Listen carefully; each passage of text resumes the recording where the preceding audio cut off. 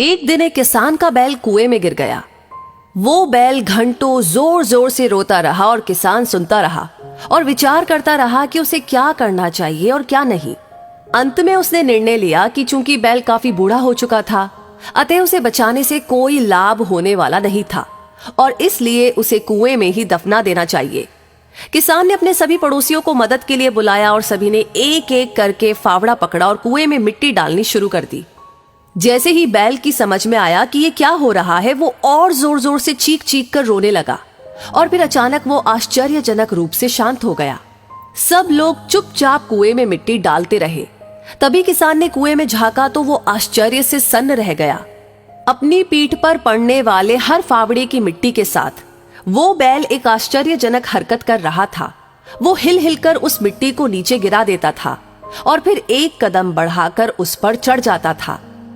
जैसे जैसे किसान तथा उसके पड़ोसी उस पर फावड़ों से मिट्टी गिराते, वैसे वैसे वो हिल हिलकर उस मिट्टी को गिरा देता और एक सीढ़ी ऊपर चढ़ आता।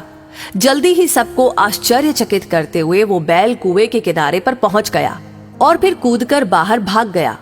ध्यान रखें कि आपके जीवन में भी बहुत तरह से मिट्टी फेंकी जाएगी, बहुत तरह की गंदगी आप पर गिरेगी। जैसे कि आपको आगे बढ़ने से रोकने के लिए कोई बेकार में ही आपकी आलोचना करेगा, कोई आपकी सफलता से ईर्ष्या के कारण आपको बेकार में ही भला बुरा कहेगा, कोई आपसे आगे निकलने के लिए ऐसे रास्ते अपनाता हुआ दिखाई देगा जो आपके आदर्शों के विरुद्ध होंगे।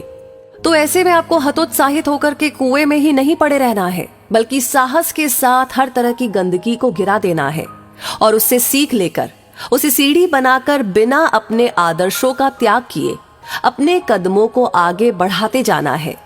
तो इसीलिए सकारात्मक रहे, सकारात्मक जिए।